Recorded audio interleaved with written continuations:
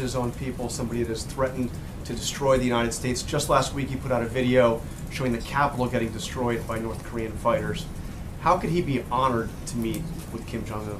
Well, the president understands the threat that North Korea poses, and he will do whatever is necessary under the right circumstances to protect our country from the threat that they pose.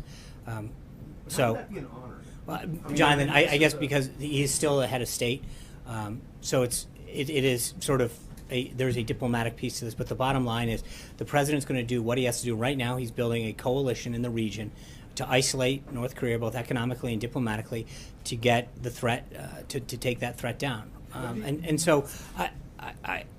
But that is his number one priority right now, is protecting this country and our people. What did he mean when he called him one smart cookie, or a pretty smart cookie? Well, I think his point was he went over this in the interview, that he assumed power at a young age when his father passed away, and there was a lot of potential threats that could have come his way, and he's obviously managed to lead a country forward, despite the obvious concerns that we and so many other people have.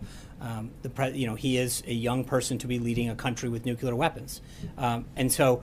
That set aside, I think the president recognizes the threat that he posed and is doing everything he can to isolate that threat and to make sure that we bring stability to the region. Margaret.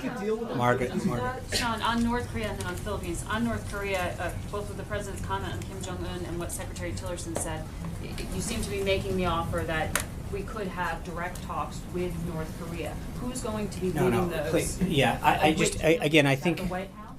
I think that the key part of the president's statement was under the right circumstances, and that is the key. And those circumstances do not exist now. This is consistent with what Secretary Tillerson said the other day. But I think that if North Korea continues down a degree of provocative behavior, then those circumstances will never be there. But we want to hold out the possibility that if North Korea were ever serious about completely dismantling its nuclear capability and taking away the threat that they pose both to the region and to us, that there's always going to be a possibility of that occurring. That possibility is not there at this time. Who would lead that? Is that the White House or the State we're not. We're so far away from that possibility existing.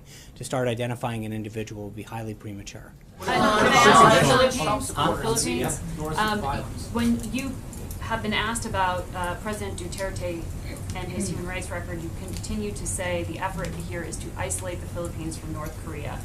Part of this coalition to isolate also North Korea. build a coalition. Yeah. Are you suggesting that the Philippines has some sort of inappropriate contact with North Korea? Are you suggesting that we are requesting greater access perhaps to their military bases? What is it exactly? Well, I think there's an economic piece to this as well, and I'm not going to go into. That's part of the reason that I think the president wants to meet with him. And I'm not going to get ahead of their discussions, but I would suggest to you that there are multifaceted ways and areas in which not just the Philippines, but other countries in the region can help play a role, both economically, diplomatically, and otherwise, to help deter the threat that they pose. Are you suggesting, though, that they are trading or conducting some kind of No, I'm not going to, like I said. When you say economic peace, that's what I just want to clarify. Right, and again, I'm just going to let the president will have an opportunity to speak with him about those objectives. At this time, I'm not going to get ahead of that discussion. Glenn. Sean, two quick related questions. First of all, you just described Kim Jong-un as somebody who led his country forward at an early age. The president has invited Duterte, who, as Annie pointed out, has talked about assassinating journalists. The president put out a statement after Erdogan won his referendum, congratulating him. He said kind things about Putin during the campaign, said kind things about Saddam Hussein. Does the president have a thing with these totalitarian leaders? Does he admire something about the way these guys conduct themselves? No, the president clearly, as I've said, understands the threat that North Korea poses. Having someone with the potential nuclear capability to strike another country, and potentially our country at some point in the future, is something the president takes very seriously. And so the idea that he is doing everything diplomatically, economically, and militarily to consider every way to prevent that threat from taking on the United States is something. I understand. Unfortunately, those are the neighbors. There's certain things. Those are the countries in the region. Those are the countries that can be helpful as we move forward to try to prevent the threat that they pose. Go ahead. Wait, one follow-up question. On Sunday, Chief of Staff Priebus, talking to this gentleman right here, said, with respect to the libel laws and the First Amendment, quote, talking about news outlets that printed false articles, quote, I think It's something that we've looked at. How that gets executed or whether that goes anywhere is a different story. Is that a project that is currently being worked on by the council's office? Can you just tell me the status of that? Who is pursuing that? I think the Chief of Staff made it very clear that that is something that is being looked into substantively and then both logistically how it would happen. But that's nothing new. It's something the President talked about on the campaign trail. Is the council actually I'm not, investigating I this? will not go into, but I just tell you that it's been. I just want to ask you to clarify something else the President said. He said, "I don't stand by anything." How is the American public supposed to digest that, supposed to trust what the President says when he himself says of his own comments, "I don't stand by anything"? What are you referring to? It's in the CBS interview with John Dickerson in the Oval Office. I need the more context. It was about wiretapping. He was asked to, if he still believes President Obama is a bad or evil guy. Do you still stand by those comments? And the President said, "I don't stand by anything." No, that was a long back and forth exchange, and that's why I'm asking for the context. But I think the point is he clearly stands by that. That's something that he made very clear if you look at the entire back and forth. Sean, two questions on the Philippines. First, is President Trump comfortable with the leader's support of extrajudicial killings of drug users in the country? Obviously, there's a human rights component that goes into all of this. And so it's a balance. We want to make sure that our country, our people are protected. This isn't a simple yes or no kind of situation. You've got a country in North Korea that possesses a nuclear weapon and is looking for the appropriate delivery system to potentially do harm. I think the President recognizes that the #1 priority is the protection of our people, the safety of our people, and the safety of the people in the region. And so it's not just a question of either or. It's a question of priorities and balance. There's a lot that the President talks to these leaders in private about.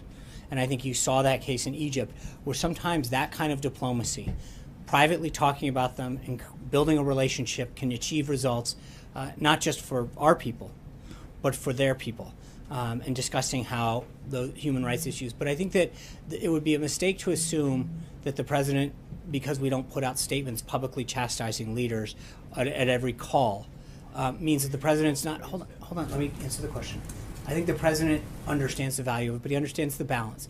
And the reason that the President is building an effective coalition, is getting results around the globe and reasserting America's place, is because he understands the type of diplomacy and the type of negotiating and the type of deal making that actually gets real results for our country. So I think it's not a balancing, it's a balancing act, but the President's getting real results. Cheryl. Second question, if you don't mind. Okay. Looking at, there are 3 open patents with the Philippines government, one from Trump trying to get Trump patented, 2 from Ivanka Trump for her clothing line.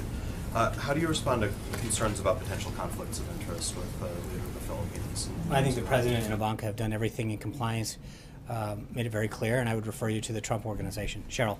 I just want to clarify something you said to Zeke. Is there a possibility that the President would not sign this spending agreement? No, I mean, he's very pleased with the priorities, but I just want to, let's wait till it's presented to him. But he is obviously very pleased with how his priorities were addressed in the CR, and I have every expectation that he would sign it. But let's wait till it's on his desk. Are you still on track to issue the full fiscal year 18 budget? Is it mid-May, or do you have a date for that? I'll have to get back. My understanding was it was still mid-May, but I'd want to consult with Director Mulvaney first. Jim. Yeah, thanks, Sean. Just wanted to first ask, what's your expectation and what's your hope for the meeting with President Abbas on Wednesday? And secondly, is the President still considering moving the U.S. Embassy to Georgia, and will that be discussed? That is still being discussed by staff. And then what was this first question? I'm sorry. The first question is your expectations going forward. What Obviously, do you hope from this the meeting? President's Do you think ultimate it'll goal move forward? is to establish peace in the region. And so I think he's going to, that's obviously the goal and the discussion that he's going to have with the head of the Palestinian Authority. But there's, that's going to be a relationship that he continues to work on and build with the ultimate goal that there's peace in that region between Israel and the Palestinian Authority. Alexis. I follow up on infrastructure. The President has been talking about a major infrastructure package for more than a year in the campaign, but it doesn't seem very clear right now what the mechanism is or the construction of whatever it is that he wants to push forward. He talked about maybe attaching it to the reconciliation package for health care. He talked about maybe doing that with the tax package. Can you update us on is that still very preliminary in its invention? Does he have clear ideas, and what's the mechanism and timing to get that done? I think he does. He's been working on that with his both economic and policy team. But this week we're a little busy with the CR and healthcare.